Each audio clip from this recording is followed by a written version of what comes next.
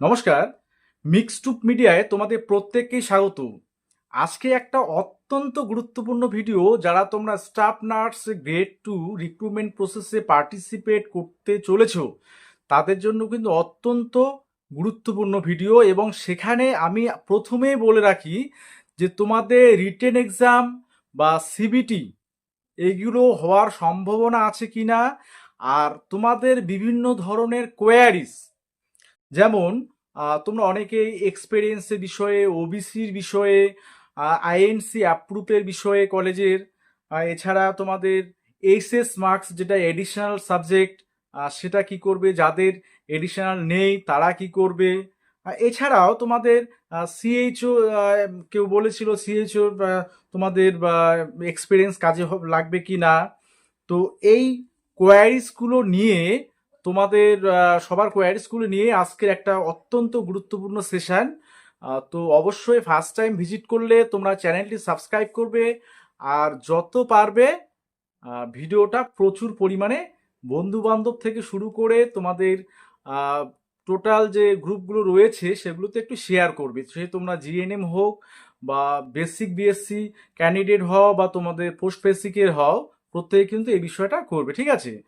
তো প্রথমেই দেখো, তোমাদের একটা কিন্তু আহ, যে কোয়ারিজগুলো নিয়েই আলোচনা করি। আমি সিবিটিটা বা রিটেনটা নিয়ে পরে আসি। তোমরা প্রত্যেকে কিন্তু শেষ পর্যন্ত দেখো, তোমাদের ভাইটাল কিছু পয়েন্ট আমি শেষের দিকে বলবো, আর কোয়ারিজগুলো আগে বলে নেই। দেখো, প্রথম কথা, এক্সপেরিয়েন্স। তোমরা অনেকেই এই বিষয়টা নিয়ে জানতে যাচ্ছ যে এক্সপেরিয়েন্স কিভাবে কাউন্ট করবে। যারা ওয়েস্ট বেঙ্গলে বিভিন্ন যে নার্সিং হোম, সে গভর্নমেন্ট হতে পারে বা প্রাইভেট হতে পারে, তোমাদের যে অ্যাডভার্টাইজমেন্টটা বেরিয়েছে সেখানে কিন্তু স্পষ্টভাবে লেখা আছে যে তোমাদের যাদের মিনিমাম, সে প্রাইভেট হোক বা গভর্নমেন্টের কোনো হেলথ কেয়ার যে সার্ভিসের ক্ষেত্রেই হোক, মিনিমাম 1 ইয়ার এক্সপেরিয়েন্স, সেই 1 ইয়ারটা কাউন্ট করা হবে আপ টু তোমাদের last date of submission of application. অর্থাৎ তোমাদের যে অ্যাপ্লিকেশন সাবমিশনের যে লাস্ট ডেট, সেপ্টেম্বরের 3 তারিখ পর্যন্ত তোমরা কাউন্ট করতে পারো। যদি কারো 1 বছর 3 তারিখের মধ্যে হয়ে যায়, তাহলে তোমরা মানে 2 মার্কস পেয়ে যাবে আউট অফ 10-এর মধ্যে। অর্থাৎ পার ইয়ার 1 করে না 2 করে দেওয়া হয়, হ্যাঁ, 2 মার্কস করে। তো সেক্ষেত্রে তোমরা দেখো, গভর্নমেন্ট থেকে করতে পারো, প্রাইভেট হেলথ কেয়ার ফেসিলিটি, এই ক্ষেত্রে তোমাদের বিষয়টা আসি যে প্রাইভেট নার্সিংহোম তো অবভিয়াসলি থাকবে, সেখান থেকে তোমাদের তো এক্সপিরিয়েন্স তোমরা পাবেই। আর সিএইচওদের ক্ষেত্রে বলছি, তোমরাও কিন্তু এই যে কি বলছে গভর্নমেন্টের আন্ডারে, এবং সেটা অবশ্যই হেলথ কেয়ার ফেসিলিটি, মানে তোমরা হেলথ কেয়ার ফেসিলিটি যে দিচ্ছ, হ্যাঁ, যে হেলথের যে ফ্যাসিলিটি দিচ্ছ, তার মানে সেখানে কিন্তু তোমরাও, অর্থাৎ সিএইচএদের তোমাদের যে এক্সপিরিয়েন্স সেটাও কিন্তু তোমাদের শো করাতে পারবে, আর তোমরাও সেখানে নম্বর পাবে এক্সপিরিয়েন্সের। সেটা এবার যারা এক্সপিরিয়েন্স সব করেছো, তাদের অবশ্যই সেই অথরিটি, যদি প্রাইভেট কোনো নার্সিং হোম হয়, সেখানকার যে লেটার হেডে, সে নার্সিংহোমের যে হেড অফ দ্য ডিপার্টমেন্ট যিনি থাকেন, অর্থাৎ তোমাদের নার্সিংহোমের ক্ষেত্রে, সেখানে লেটার হেডে সিল সহ তোমাদের এক্সপিরিয়েন্সের ডিটেলস কিন্তু সার্টিফিকেটটা তোমাদের অবশ্যই লাগবে, ঠিক আছে? আচ্ছা, এবং সিল স্ট্যাম্প অবশ্যই অফিসে লাগবে, মেমো নাম্বার লাগবে, ডেট অফ ইস্যু এটাও কিন্তু লাগবে, ঠিক আছে?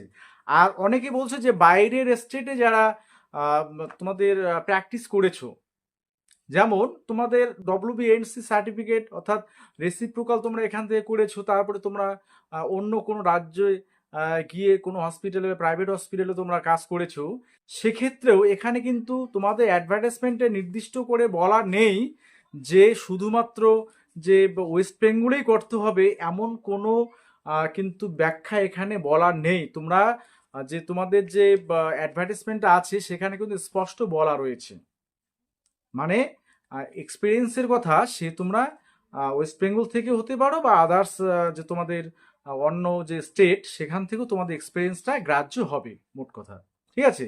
এবং অবশ্যই সেক্ষেত্রে তোমাদের শুরু থেকেই যে শুরু অর্থাৎ যেদিন থেকে কাজ শুরু করবে অর্থাৎ হসপিটালে যুক্ত হলে সেই ডেট থেকে তোমাদের এই অ্যাপ্লিকেশান সাবমিশন করার ডেট অবধি তোমরা এক্সপিরিয়েন্সটা কিন্তু কাউন্ট করতে পারো। সেক্ষেত্রে মোট কথা যদি ইয়ার কমপ্লিট না হয়, মিনিমাম 1 ইয়ার তো লাগবেই, তাছাড়া তোমাদের 2 ইয়ার্স করতে হলে 2 ইয়ার্স কমপ্লিট লাগবে। যদি সেখানে 1 দিন বা 2 দিনও কম হয়, সেটা কিন্তু সেই ইয়ারটা তখন সেটা তোমরা পাবে না সেই এক্সপিরিয়েন্সে। আচ্ছা, এটা হলো এক্সপিরিয়েন্স বিষয়ে। এবার আসি কলেজের ক্ষেত্রে দু একজন কোয়ারিস ছিল দু একজনের যে কলেজটা জিএনএম বা বিএসসির ক্ষেত্রে কলেজটা দেখা গেল শুধুমাত্র ডব্লিউবিএনসির স্বীকৃত, সেটা হচ্ছে আইএনসি অ্যাপ্রুভ নয়। কিন্তু তোমাদের অ্যাডভার্টাইজমেন্টে স্পষ্ট বলা আছে যে বোথ লাগবে, অর্থাৎ আইএনসি অ্যাপ্রুভ তো লাগবেই, আর তোমরা যে কলেজ থেকে জিএনএম বা বিএসসি বা পোস্ট বেসিক বিএসসি করেছো সেই কলেজটা সেই স্টেট বা ওয়েস্ট বেঙ্গল হতে পারে বা আদার স্টেট হতে পারে, সেই স্টেটের তোমাদের হচ্ছে যে নার্সিং কাউন্সিল আছে তার অ্যাপ্রুভড হতে হবে। অর্থাৎ আইএনসি অ্যাপ্রুভড তো লাগবেই, তার সাথে সাথে রেসপেক্টিভ স্টেটের নার্সিং কাউন্সিলের অ্যাপ্রুভ লাগবে, তাহলেই তোমরা কিন্তু এলিজিবল হবে। এই বিষয়টা মাথায় রাখবে, ঠিক আছে? যেমন বাইরের থেকে যারা করছে, কর্ণাটক, ব্যাঙ্গালোর, বিভিন্ন স্টেট থেকে, তার সেই স্টেট কাউন্সিলের আন্ডারে তো থাকতেই হবে সেই কলেজটা অ্যাপ্রুভ, আইএনসি অ্যাপ্রুভ থাকতে হবে, ঠিক আছে? এটা ক্লিয়ার, বোঝা গেল? আচ্ছা, এরপরে তোমাদের এইচএস নম্বর নিয়ে বলি যে এইচএসে তোমাদের মার্কশিটে অনেকে আছে যে এডিশনাল সাবজেক্ট নেই, অর্থাৎ 5টা সাবজেক্ট নিয়েছিল, তারা 5টাই দেবে, সে ফুল মার্কস টোটাল হচ্ছে 500 হবে। যারা এডিশনাল যাদের আছে তাহলে 6টা মিলে 600 হবে তোমাদের টোটাল। আর হচ্ছে যেটা অপটেন মার্কস অপটেন, সেখানে 5টার মধ্যে যারা 5টা সাবজেক্ট এক্সাম দিয়েছো, 5টার মধ্যে কত পেয়েছো সেটা দিয়ে দেবে। আর যাদের এডিশনাল আছে এডিশনাল সহ তারা দিবে, ঠিক আছে? বিষয়টা আশা করি ক্লিয়ার হলো। এরপরে ডিপ্লোমা হচ্ছে যদি নার্সিং রিলেটেড কোনো ডিপ্লোমা থাকে, মিনিমাম 1 ইয়ারের ডিপ্লোমা থাকতে হবে মিনিমাম, ঠিক আছে? আচ্ছা, ওবিসি নিয়ে সমস্যা দেখো, ওবিসি নিয়ে তোমাদের অনেকেই তোমরা জিএনএম বিএসসি যেই ক্যাটাগরিতে বিলং করো না কেন, ওবিসি নিয়ে সমস্যা চলছে তোমরা জানো। তবে বিভিন্ন এক্সামগুলো যেগুলো কন্ডাক্ট করা হচ্ছে বা যেগুলো রেজাল্ট পাবলিশ করার মুখে, যেমন এসএলএসটি এক্সাম হওয়ার মুখে, তো এদের ক্ষেত্রে যেটা নির্দেশিকা সরকারের পক্ষ থেকে দেওয়া হয়েছে সেটা হচ্ছে তোমাদের যে ওবিসি তোমরা সেই ওবিসি সিলেক্ট করতে হবে, আর তোমাদের নতুন যে তালিকা আছে 140টা যে সাবকাস্টে তোমাদের ওবিসি রয়েছে, সেই সাবকাস্টে তোমরা সাবকাস্টটা উল্লেখ করতে হবে, এবং তোমাদের ফর্ম ফিল আপ যখন শুরু হবে সেখানে কিন্তু সে অপশনগুলো থাকবে। এবং এটা শেষ পর্যন্ত কি দাঁড়ায়, অর্থাৎ তোমরা ওবিসি এর এ সুবিধা পাবে না বি সুবিধা পাবে, শুধু ওবিসি হবে, সেটা টোটালি ডিপেন্ড করছে তোমাদের ফাইনাল ওবিসির যে রায়ের উপর, ঠিক আছে? কারণ যেহেতু জবের ক্ষেত্রে তোমাদের দেখা গেল পরবর্তীতে সার্টিফিকেট যদি ইনভ্যালিড হয়ে যায়, সেক্ষেত্রে তোমাদের কিন্তু জেনারেল হিসেবে তোমাদের ট্রিট করা হবে, ঠিক আছে? একদম লাস্ট মুহূর্তের কথা বলছি। তো আপাতত তোমরা অ্যাপ্লিকেশান করতে পারবে অবশ্যই। সেক্ষেত্রে মেরিট লিস্ট প্রকাশিত হওয়ার আগেই তোমাদের অবশ্যই আবার তোমাদের ওই ক্যাটাগরি সিলেক্ট করার অপশন দেওয়া হবে, কারণ রায়টা দেখার পরে, ওবিসি রায় ফাইনাল জাজমেন্ট দেখার পরেই কিন্তু এই বিষয়গুলো তোমাদের ক্লিয়ার হবে। আপাতত তোমরা যেরকম সরকার ইনস্ট্রাকশন দেবে সেই অনুযায়ী তোমরা নতুন লিস্ট ধরেই করবে, ঠিক আছে? আচ্ছা, এগুলো গেল। আর সব থেকে আর একটা বিষয় বলি, তোমরা অনেকে আছো যাদের বিশেষ করে তোমাদের ফিমেল ক্যান্ডিডেটদের ক্ষেত্রে যারা তোমাদের ম্যারিড, বর্তমানে ম্যারিড, সারনেম চেঞ্জ হয়ে গেছে, তো তোমাদের দেখা গেল সার্টিফিকেটে তোমাদের ক্ষেত্রে সেক্ষেত্রে আগের সারনামটা আছে, তো সেক্ষেত্রে তোমরা কি করবে সেটাও কিন্তু স্পষ্ট করে এই নির্দেশিকায় বা অ্যাডভার্টাইজমেন্টে বলা আছে তোমাদের। সেটা যে প্রুফ, তুমি যে ম্যারিড ক্যান্ডিডেট, তোমার প্রুফ হিসাবে তোমার ম্যারেজ রেজিস্ট্রেশন সার্টিফিকেট সেটা আপলোড করা যেতে পারে। এছাড়াও তোমাদের যদি সেটা না থাকে তাহলে কোর্টের একটা এফিডেভিট তোমাদের কিন্তু লাগতে পারে, ঠিক আছে, ভেরিফিকেশনের সময় যে তোমার যে সারনাম চেঞ্জ হয়ে গেছে।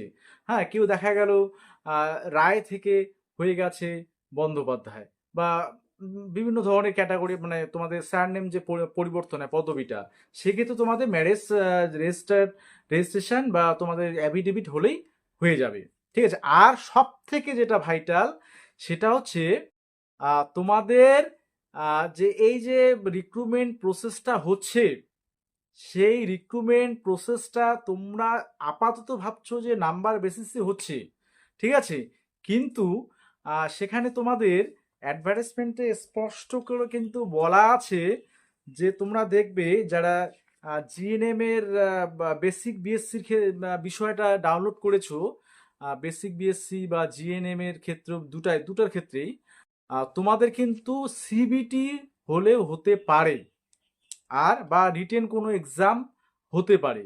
দেখা গেল মানে যে মানে এই যে রিক্রুটমেন্ট প্রসেসের যে কোনো অবস্থায়, সেটা তোমাদের নাম্বার বেসিসে টোটাল ক্যান্ডিডেট চুজ করার পরেও তোমাদের সিবিটিতে অংশগ্রহণ করতে হতে পারে, বা শুধুমাত্র নাম্বার বেসিসে প্লাস ইন্টারভিউ নিয়ে মেরিট লিস্ট হতে পারে। এখানে একটা দেখো তোমরা 10 নাম্বার, টোটাল 10 নাম্বার পেজের 9 পেজটাতে দেখো বিএসসিদের ক্ষেত্রে এখানে তোমাদের ইনস্ট্রাকশন টু দ্য ক্যান্ডিডেটস এখানে বলা আছে যে the board May decide to hold written examination or computer based test CBT at any subsequent stage of recruitment process.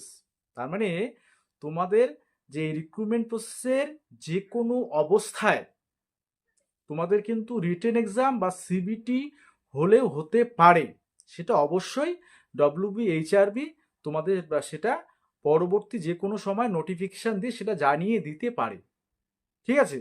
তো এই বিষয়টাই কিন্তু তোমরা ভালো করে খেয়াল করবে। হ্যাঁ, তোমাদের যে এই যে শুধুমাত্র নম্বর আর ইন্টারভিউ মিলেই যে কি বলে তোমাদের মেরিট লিস্ট পাবলিশড হবে, সেটা হতেও পারে। আবার যদি ডব্লিউবিএইচআরবি এটা চায় যে কোনো এক্সাম সিবিটি হোক বা রিটেন কোনো এক্সাম নিয়ে তাদেরকে আবার নতুন করে বাছাই করব, সেটা করলেই কিন্তু করতে পারে। সেটা স্পষ্ট করে জিএনএম বিএসসি তো সবারই ক্ষেত্রে কিন্তু স্পষ্ট করে নোটিফিকেশনে বলা রয়েছে। তোমরা দেখবে ইনস্ট্রাকশন টু দ্য ক্যান্ডিডেট এই পোর্শনটাতে, হ্যাঁ, বিএসসিদের ক্ষেত্রে 9 পেজে, আর তোমাদের 8 পেজে আছে জিএনএমদের ক্ষেত্রে যে অ্যাডভার্টাইজমেন্টটা, ঠিক আছে, সেটা ভালো করে পড়বে। আমি সত্যি বলছি না মিথ্যা বলছি, ঠিক আছে। তো যাই হোক, এই বিষয়গুলো তোমাদের বলার ছিল, এবং অবশ্যই তোমাদের কোয়ারিজ যদি আরও থেকে থাকে কোনো, আশা করি তোমাদের সমস্ত কোয়ারিজ তোমাদের মোটামুটি বোঝাতে পেরেছি বিষয়গুলো। কোনো অবশ্যই আরও থাকলে সেটা তোমরা কমেন্ট বক্সে কমেন্ট করে জানাতে পারবে, ঠিক আছে। সকলে ভালো থাকবে, সুস্থ থাকবে।